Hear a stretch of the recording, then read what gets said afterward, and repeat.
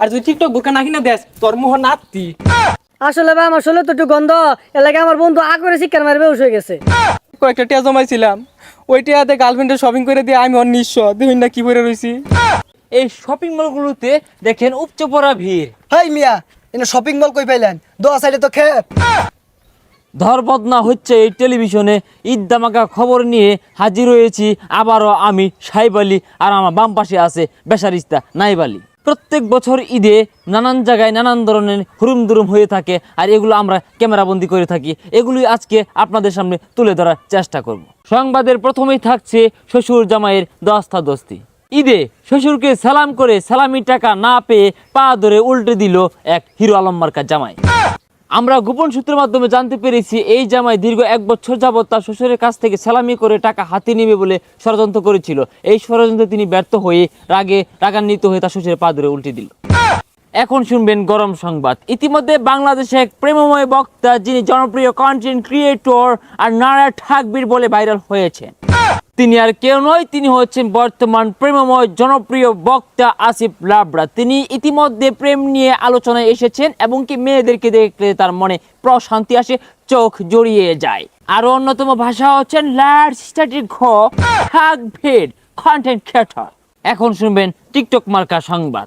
প্রত্যেক ঈদেই টিকটক মার্কা বউগুলো জামাইয়ের ঘাড় মোটকে ঘাড়ে রক্ত চুষে খেয়ে সর্বশান্ত করে ফেলে। এবারও তার ব্যতিক্রম নয়। এই ঈদে বউকে টিকটকার মার্কা বুরকা না কিনে দেয় মোহনাত্তি মেরে জামাইকে ছেড়ে চলে গেলেন এক আজলা বিজলা বউ। এই নিয়ে বিস্তারিত দেখাবেন আমাদের রিপোর্টার সাগর আলী। এখন স এইবারই তুই কিন্তু আমার টিকটক বোরকা কিনে দূর লাগবো। তোমার তো বুরকা একটা আছে, আর বুরকা দিয়ে কি করবা? নতুন একটা গান বলেছে টিকটকে, ওই বোরকা কিনতে আমি নাচপাম। আর তুই টিকটক বোরকা না কিনে দেস তোর মুহ নাতি। সাহেব আলী সাহেব, আপনি দেখতেই পাচ্ছেন টিকটক বুরকা না কিনে দেওয়ায় জামাইকে নাত্তি মেরে চলে গেলেন বউ। বেকার ছেলেদের গার্লফ্রেন্ড নামক বোঝা থাকলে প্রত্যেক ঈদে যা ঘটে। নিজের শপিং করার টাকা দিয়ে ঈদে গার্লফ্রেন্ডকে শপিং করে দেওয়ার পর এক হতবাকা যুবকের অবস্থা নিয়ে বিস্তারিত দেখাচ্ছেন আমাদের লিপু আলী। ধন্যবাদ আপনাকে, আমি এই বিষয়ে আপনাকে বিস্তারিত জানাচ্ছি। আচ্ছা ভাই, আপনার এই অবস্থা কেন? ভাই রে, দুঃখের কথা কি কইতাম রে ভাই। মাটির ব্যাংকের মধ্যে কয়েকটা টিয়া জমাইছিলাম, ওই টিয়াতে গার্লফ্রেন্ডের শপিং করে দিয়ে আমি অন্য নিঃস্ব দেখুন না কি করে রয়েছি। ধন্যবাদ আপনাকে। আমি বেকার ভাইদের উদ্দেশ্য করে একটা কথা কইতাছি, যারা এই ঈদে শপিং করে দিয়েছেন গার্লফ্রেন্ডে একবারে নিঃস্ব হয়ে গেছেন গা, তারা আমার লগে যোগাযোগ করুন, আমি একটা করে ড্রেস আনো করে উপহার দিয়াম। ধন্যবাদ, এই ছিল আমার কাছে বিস্তারিত। এতক্ষণ সাথে থাকার জন্য ধন্যবাদ। তো এখন থাকছে ছোট্ট একটা বিরতি, আর বিরতির সাথে থাকছে ছোট্ট একটি বিজ্ঞাপন, যেটা স্পন্সর করেছেন বাস কমিটির সভাপতি মিস্টার বাস আলী। ইহা একটি বাস, এটা হচ্ছে আজুরা বাস, আর সাথে আছে আর একটা সিলাবাস।